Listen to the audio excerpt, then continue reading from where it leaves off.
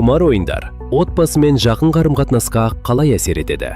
Құмар ойын тек ойнаған адамның мәселесі болып қалмайды. Оның салдары міндетті түрде отбасыға, ата-анаға, жұбайына, бауырларына, тіпті балаларына тиеді.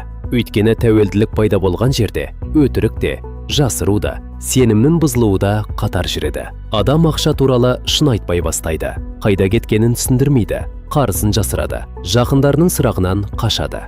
Осындай жағдайлар бірте-бірте қарым-қатынасты әлсіретеді. Ресми материалдарда құмар ойындарға тәуелділіктің әлеуметтік және отбасылық мәселелерге әкелетіні нақты айтылған. Кейбір түсіндіру семинарларында тіпті ажырасулардың айтарлықтай бөлігі осы тәуелділіктен байланысты екені қозғалған.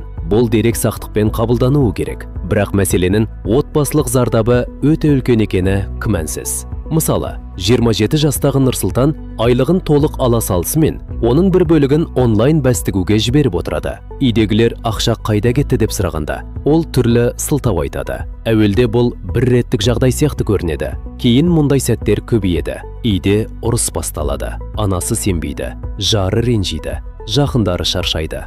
Бірақ ең қиыны, ақша жоғалтудың өзінен де бұрын сенім жоғалады. Ал сенімсіз қарым-қатынас ұзаққа бармайды. Отбасыға әсердің тағы бір жағы эмоциялық қысым. Жақындары үнемі алаңдаулы жүреді. Қайда кетті?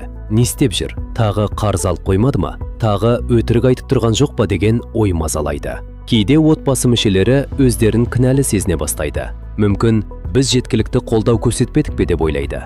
Бірақ мұнда бір нәрсені түсіну керек. Тәуелділіктің бар ауыртпалығын отбасы жалғыз көтермеуі тиіс. Мұндай мәселе ашық әңгіме мен нақты шекараны талап етеді.